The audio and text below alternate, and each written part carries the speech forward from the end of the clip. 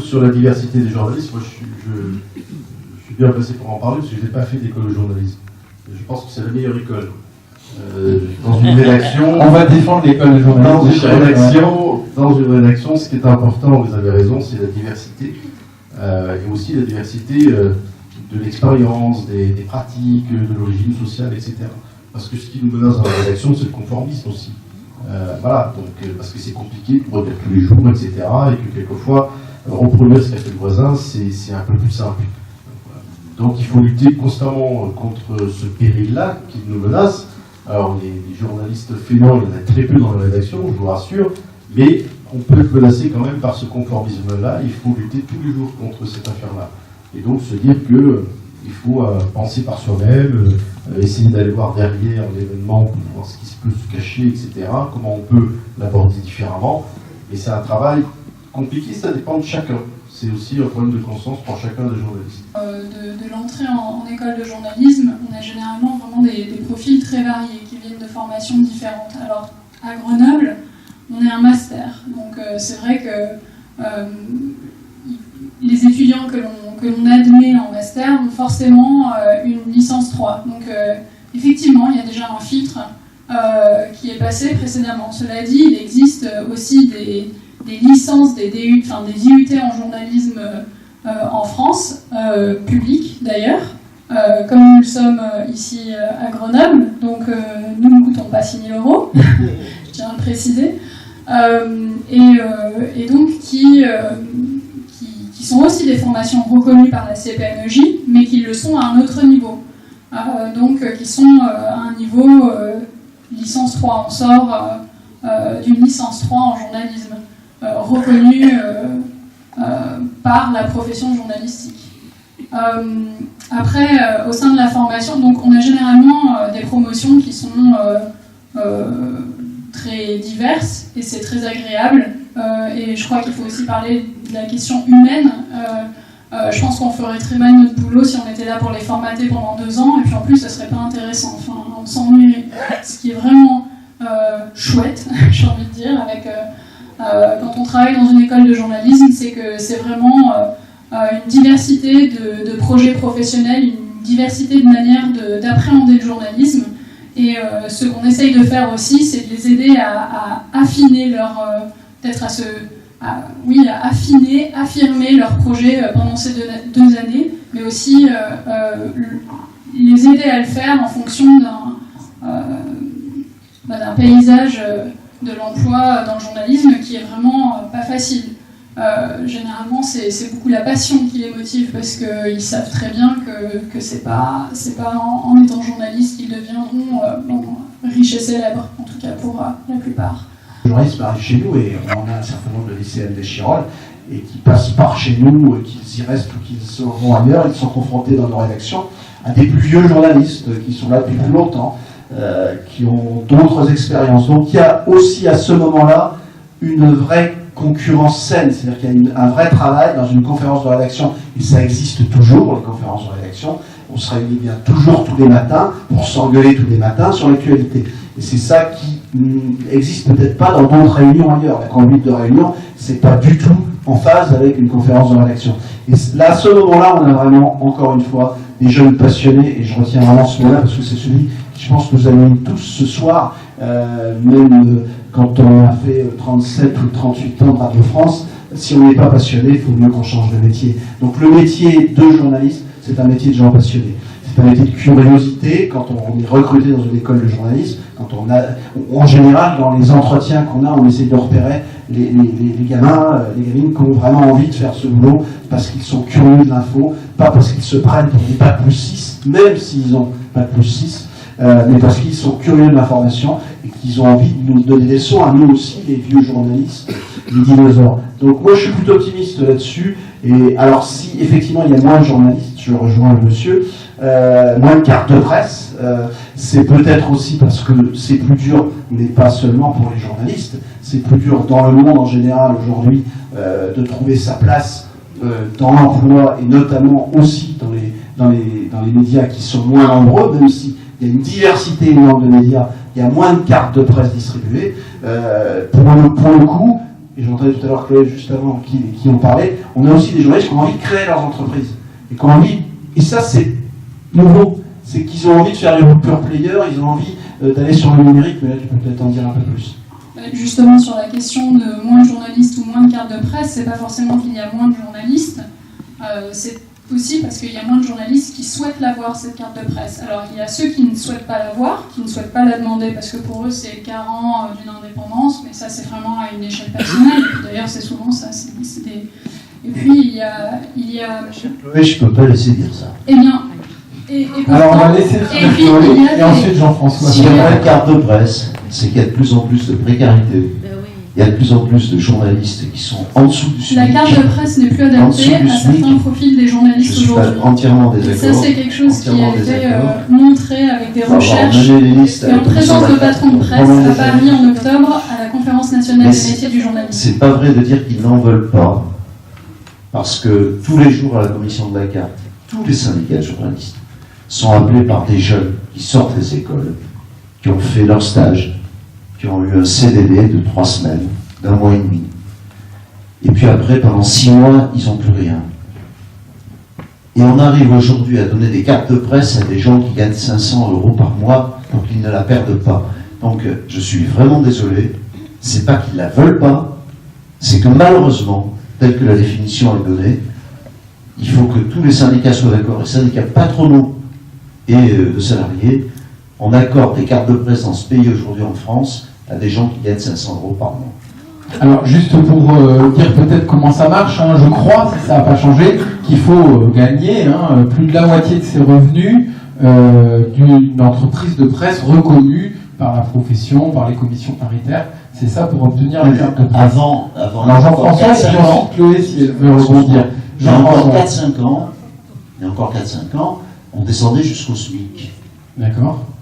Des journalistes à bac plus 6, bien souvent. Maintenant, on descend à la moitié du SMIC, pour ne pas les refuser. Non, mais je trouve que la remarque est très intéressante, parce qu'elle n'est pas fausse, mais cela dit, il existe de plus en plus de profils hybrides. En fait, les journalistes, selon les profils classiques, ou en tout cas les profils... On est journaliste ou on l'est pas? Eh bien non, puisque quand on est social media editor, par exemple, on a une activité qui est celle proche d'un communicant, et pourtant on a des cartes de journaliste. Donc en fait, il y a quand même un flou, il y a un flou qui existe aujourd'hui, et qui empêche un certain nombre de journalistes qui ont une pluralité d'activités d'accéder à cette carte de presse, mais... Si je peux me permettre, c'est qu'aujourd'hui, le centre de formation des journalistes est tenu par un groupe de communication. Et c'est un des groupes d'abord et vous intervenir. Allez-y Chloé, finissez sur cette question des médias. Vous étiez en train de dire que, et puis il faudra qu'on réponde à la question des algorithmes aussi, vous étiez en train de dire qu'il y a des métiers qui se rapprochent des métiers de communicants et qui ont la carte de presse quand même. Ça peut poser un problème ou pas. Allez-y si vous voulez terminer. C'est que certains journalistes aujourd'hui choisissent par exemple d'expérimenter sur le web avec des nouvelles pratiques. C'est encore une fois des trajectoires qui sont individuelles mais qui sont de plus en plus nombreuses, et que ces journalistes qui à un moment donné par exemple ont bénéficié de la carte de presse vont la perdre parce que les productions qu'ils vont produire ne vont d'abord pas forcément leur permettre de gagner la moitié de leurs revenus. En fait, selon des productions qui ne sont pas encore considérées comme journalistiques et qui pourtant sont publiées sur des médias. Alors, j'ai envie de parler de web documentaire et en même temps, j'ai peur que ça devienne média centré et qu'on dise bon, les web documentaires ça marche pas. Clairement, ça marche pas. Les web documentaires, il n'y a pas d'audience au rendez-vous, mais par contre, ça permet d'expérimenter et ça permet de repenser des contenus éditoriaux, par exemple, au sein des journaux.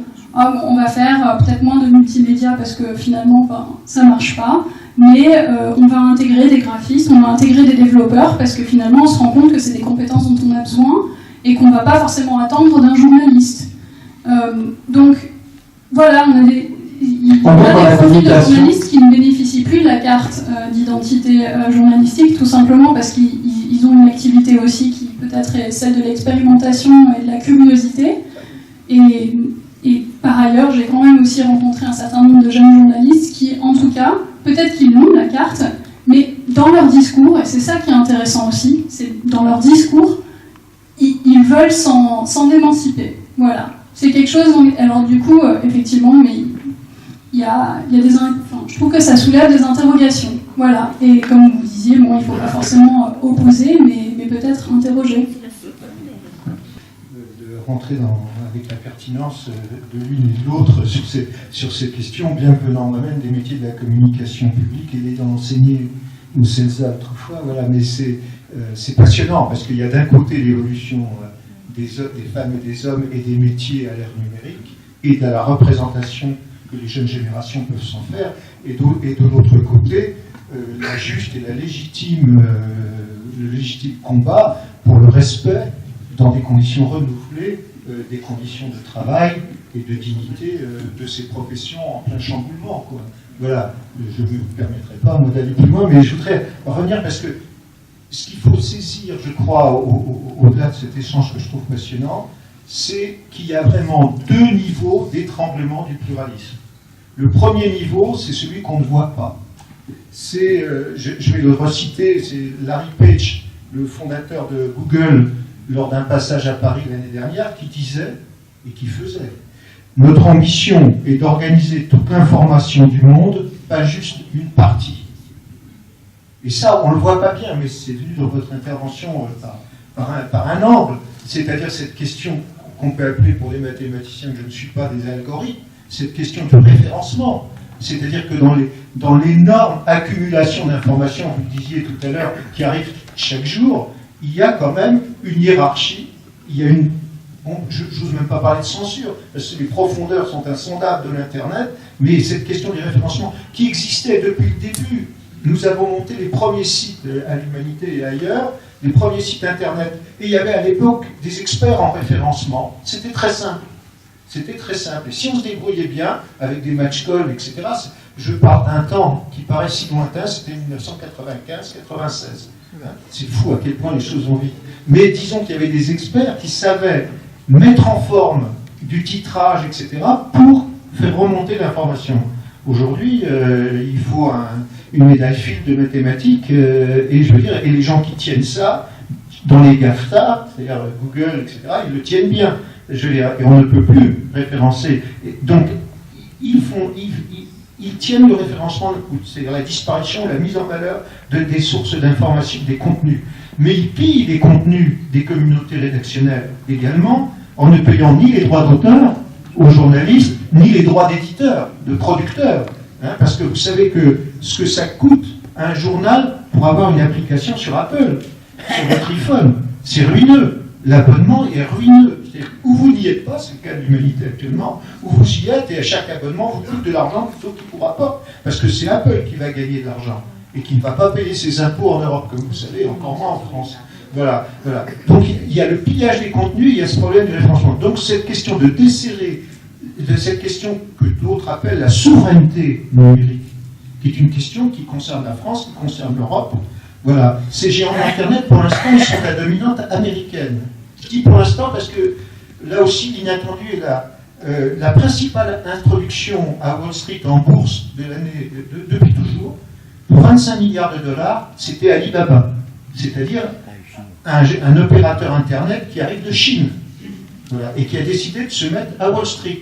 C'est-à-dire qu'il n'est pas dit que si on refait la même discussion après-demain, on n'est pas un problème qu'on colle pour l'instant pas du tout abusivement aux Américains et qui soit également aux Chinois. Voilà. On peut s'interroger la raison pour laquelle l'Europe est incapable, alors qu'elle reste la première puissance économique mondiale, de tenir sa place et disputer aussi la souveraineté numérique, la protection du droit d'auteur à l'heure numérique, la protection... Enfin, tout ça. Il y a un vrai dossier européen.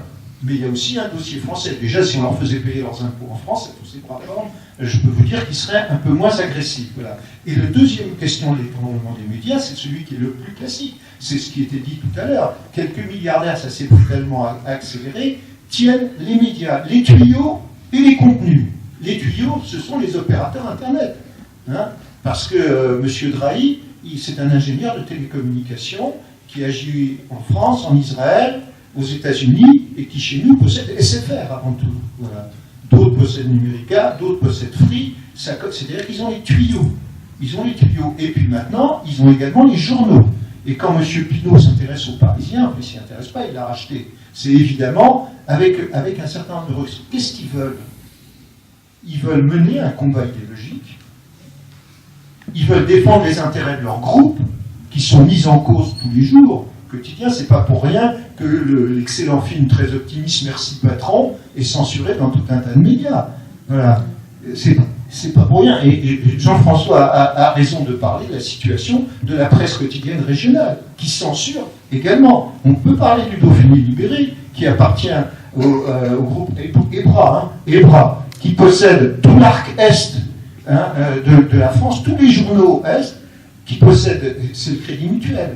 Voilà. Et quand, en septembre 2015, une filiale du Crédit Mutuel, dans un endroit que tu connais bien, a été coincée pour évasion fiscale, etc., ils s'en sont débarrassés depuis, et tout, censure absolue dans toute cette presse. De même qu'on ne parle pas en mal des avions chez Dassault, c'est-à-dire au Figaro, etc.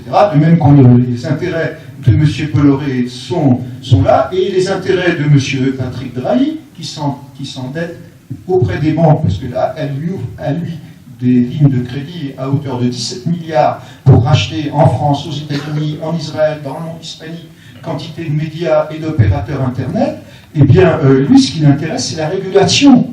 Parce qu'on va vers la télévision Internet, et la régulation, c'est quand même l'État, hein, c'est la SER, hein, voilà, il y a un organisme de régulation, et il faut qu'il soit tendre à ses braves joints. Voilà. Et ce qui est en train de se produire maintenant, l'accord entre Bouygues et Orange, ne dit rien de bon. Donc il y a un vrai problème de ce côté-là. Voilà. Et je voudrais terminer en disant que il y a également un vrai problème dans la radio et la télévision publique. Aucun partenariat n'est possible avec l'humanité. Hein.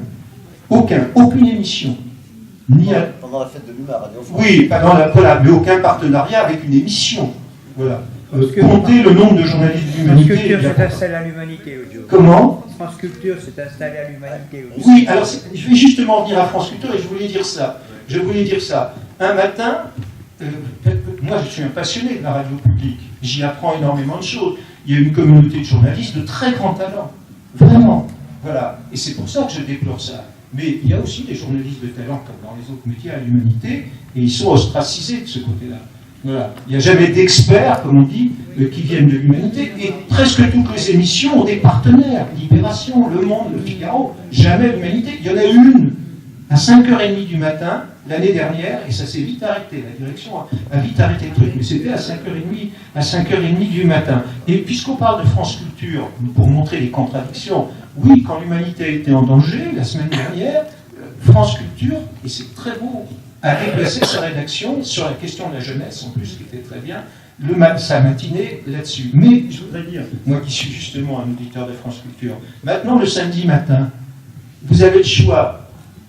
Vous vous réveillez, vous avez l'éditorial économique, c'est Nicolas Beytou, de l'Opinion, enfin, qui est vraiment le porte-parole du MEDEF, hein, vraiment, il ne s'en cache pas, d'ailleurs, voilà.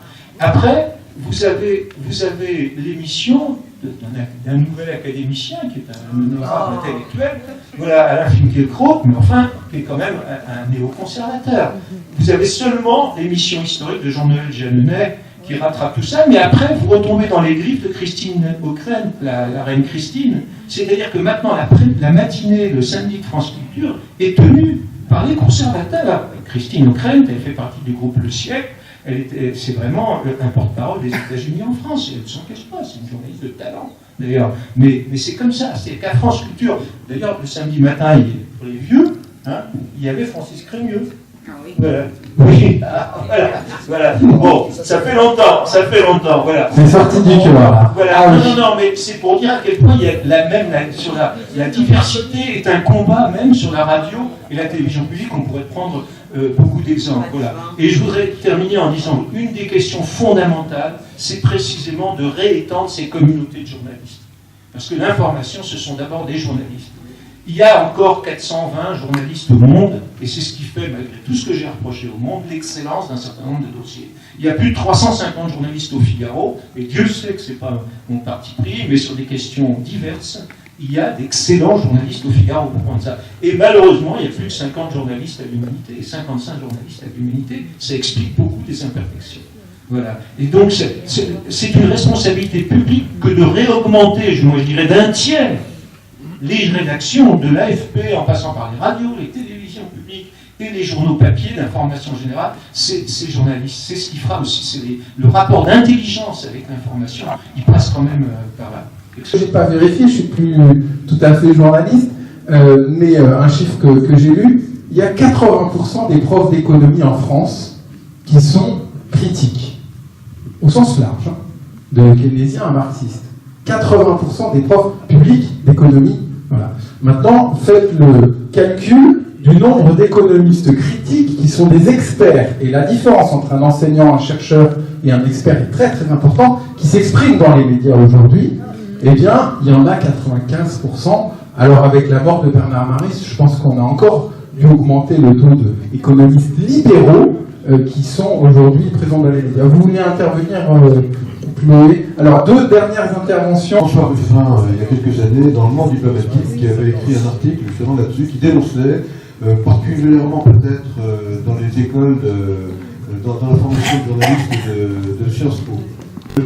Au-delà du formatage, il y a peut-être aussi l'autocensure qui est provoquée par la situation même du milieu journalistique, par les passions qu'ils ont. Voilà. C'est une forme de formatage. L'indépendance que peuvent avoir les journalistes. Alors, moi, je suis curieux de savoir si, encore aujourd'hui, il y a des journalistes qui peuvent se dire indépendants. Je pense qu'il y en a certainement énormément qui sont au chômage, qui recherchent effectivement, qui souhaiteraient bien effectivement faire leur travail, mais qui sont dans l'impossibilité de pouvoir le faire. Moi, je me rappelle encore des possibilités qu'on avait au niveau des débats sur France Inter, notamment à l'époque de Claude Cabane, à 7h30, 8h15. C'était quand même quelque chose d'intéressant, des débats contradictoires. Qu'est-ce qu'on a vécu en 2005 par rapport au traité constitutionnel? Les chaînes et les radios privées comme publiques, c'était sur un même refrain. Il fallait effectivement l'appel à voter oui pour ce référendum, qui s'est soldé malgré tout, et heureusement par un non.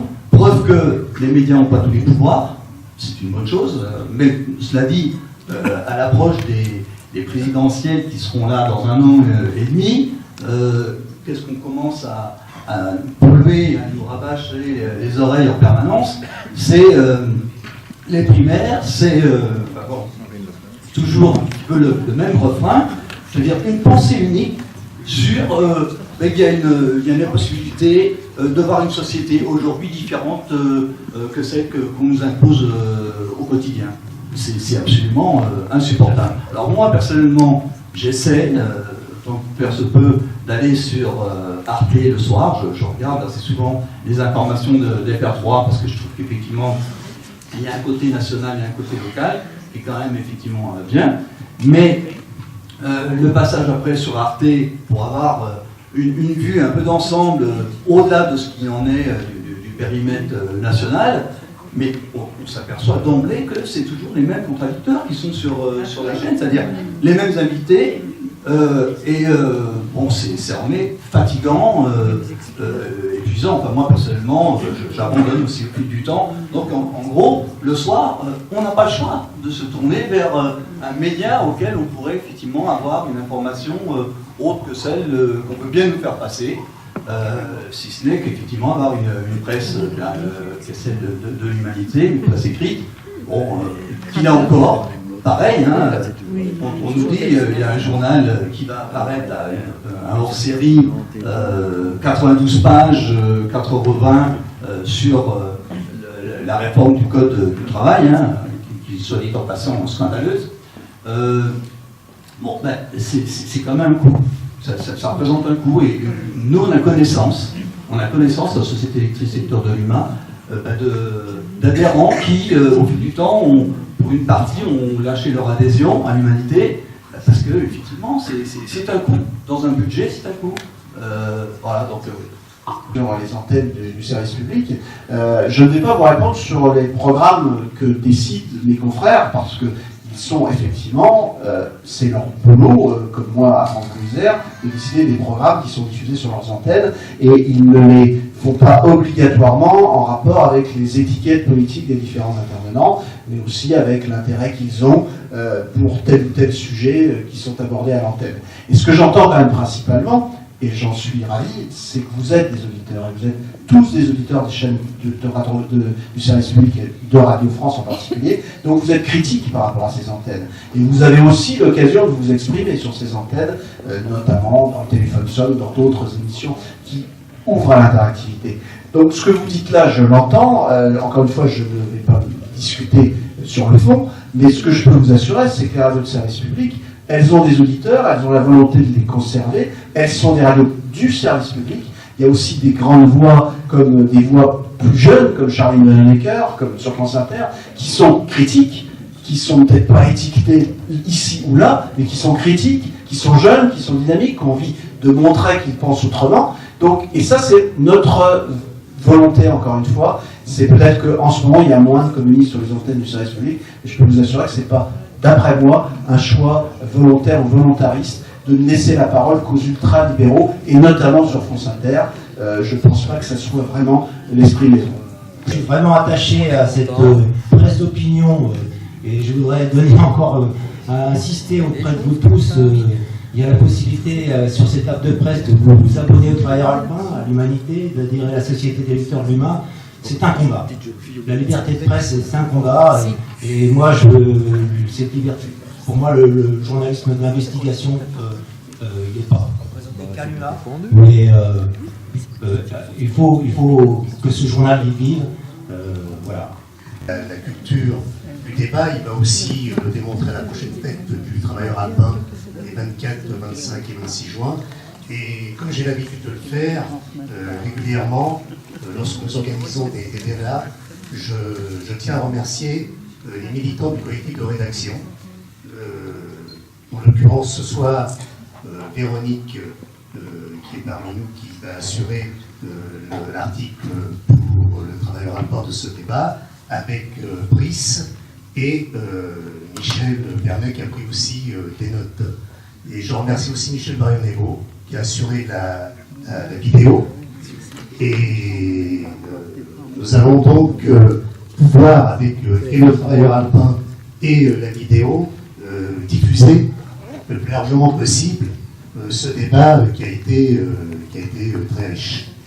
Donc ben voilà, j'espère que nous avons tous passé une très belle soirée riche. Et je remercie aussi Pierre Lavoyer, en tant que rédacteur en chef, qui a pris la main à lui-même.